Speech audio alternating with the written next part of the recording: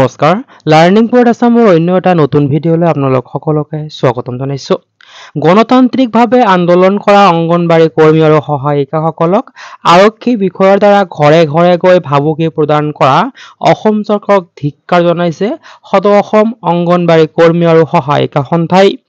BJP চৰকাৰে ৰাজ্যত গণতান্ত্ৰিক পৰিৱেশ ধ্বংস কৰাৰ পৰিকল্পনা অব্যাহত ৰাখিছে। ইয়াত এটা বিশেষ সূচনা এই ভিডিঅ'টোত উপস্থাপন কৰা তথ্যখিনি ফেচবুক পেজ CI2 আসামৰ পৰা সংগ্ৰহ কৰা হৈছে। অসম ৰাজ্যিক অংগনবাড়ী কৰ্মী সহায়িকা সন্থাৰ আহ্বানত যোৱা 26 ফেব্ৰুৱাৰীৰ পৰা সঞ্চালকৰ মাননি বৃদ্ধিৰ প্ৰস্তাৱ কাৰ্যকৰী কৰাৰ দাবীত ধাৰাবাহিকভাৱে চলি থকা গণতান্ত্ৰিক আন্দোলন আজি 17 দিন অতিক্ৰম কৰিলে। কিন্তু বিভাগীয় কৰ্তৃপক্ষই মাননি বৃদ্ধি কৰাৰ ক্ষেত্ৰত আজিলৈকে কোনো গুৰুত্ব নিদিয়াত কৰ্মী সহায়িকাই উপায়হীন হৈ 11 মাৰ্চত ৰাজপথ উত্তাল কৰাত সঞ্চালক মহোদয়ে প্ৰতিশ্ৰুতি দিয়ে যে 13 বা 14 মাৰ্চত বিভাগীয় মন্ত্ৰীৰ লগত আলোচনাত মিলিত কৰাব। কিন্তু পৰিতাপৰ কথা যে অসমত আন্দোলনেই নাইকিয়া হোৱা বুলি দমভালি মৰা মাননীয় মুখ্যমন্ত্ৰীগৰাকীয়ে এবাৰ খবৰ ল'ব লাগে বুলি আহৰি নাপালে।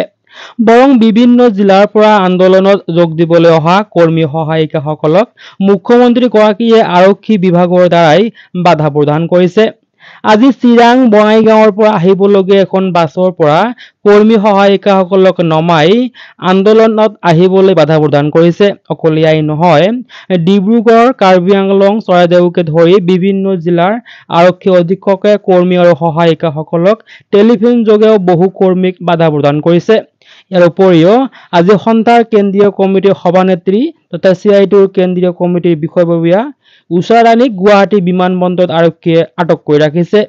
ইয়াৰ পৰাই প্ৰমাণ হয় যে বৰ্তমান বিজেপি চৰকাৰ কিমান অগণতান্ত্ৰিক আৰু স্বৈৰাচাৰী। অতি পৰিতাপৰ বিষয়টো হ'ল যে চৰকাৰে নিৰ্ধাৰণ কৰা আন্দোলনস্থলী 6 মাইল স্থিত চচললৈ আন্দোলন কৰিবলৈ অহা আন্দোলনকাৰীক বাধা দিয়াটো গণতন্ত্ৰৰ পৰিপন্থী। ইয়াকো প্ৰমাণ কৰে যে বিজেপি চৰকাৰে ৰাজ্য তথা দেশত গণতান্ত্ৰিক পৰিৱেশ ধ্বংস কৰাৰ পৰিকল্পনা অব্যাহত ৰাখিছে। আজি 17 দিনৰ দিনাও অব্যাহত থাকে কৰ্মী সহায়িকাসকলৰ আন্দোলন। আজি সহস্ৰাধিক কৰ্মী সহায়িকাই সঞ্চালকৰ প্ৰস্তাৱ কাৰ্যকৰী কৰা শ্লোগান দি কাৰ্যসূচী অব্যাহত ৰাখে। আজিৰ আন্দোলনত সন্থাৰ কেন্দ্ৰীয় কমিটিৰ সভানেত্ৰী তথা CI2ৰ কেন্দ্ৰীয় কমিটিৰ বিষয়ববীয়া উষা ৰাণী উপস্থিত থাকি বিজেপি চৰকাৰ যে মহিলা বিৰোধী সেই কথাটো বিভিন্ন ৰাজ্যৰ কথাৰে প্ৰমাণ কৰি দিয়ে।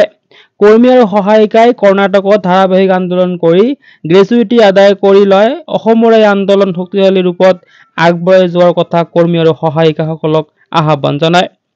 অসম ৰাজ্যিক অংগনবাড়ী কৰ্মী সহায়িকা সন্থাই ৰাজ্য চৰকাৰৰ এই ধৰণৰ নিকৃষ্ট কাৰ্যকলাপ ধিক্কাৰ জনায়। লগতে আৰক্ষী প্ৰশাসনকো সকীয়াই দিয়ে যে যদি আৰু কোনোবা কৰ্মী আৰু সহায়িকাসকলক ঘৰত গৈ বা টেলিফোনেৰে ভয় বা ভাবুকি প্ৰদান কৰে তেতিয়াহ'লে আমি ইয়াৰ পৰাই তীব্ৰতাৰ আন্দোলন কৰি যাম। অন্যহাতে সঞ্চালকে দিয়া মৌখিক প্ৰতিশ্ৰুতি মতে যদি অংগনবাড়ী কৰ্মী আৰু সহায়িকাসকলৰ মাননি বৃদ্ধি নহয় তেনেহ'লে আন্দোলন অব্যাহত থাকিব বুলি অসম ৰাজ্যিক অংগনবাড়ী কৰ্মী সহায়িকা সন্থাৰ সভানেত্ৰী জয়মতী দাস আৰু সাধাৰণ সম্পাদিকা ইন্দিৰা নেৱাৰে প্ৰেছ বিজ্ঞপ্তি যোগে জানিব দিয়ে। এই ভিডিঅ'টোৰ জৰিয়তে আপোনালোকক জনাবলগীয়া ইনফৰমেশ্যন ইমানখিনি আছিলে। ভিডিঅ'টো শেষলৈকে চোৱাৰ বাবে ধন্যবাদ।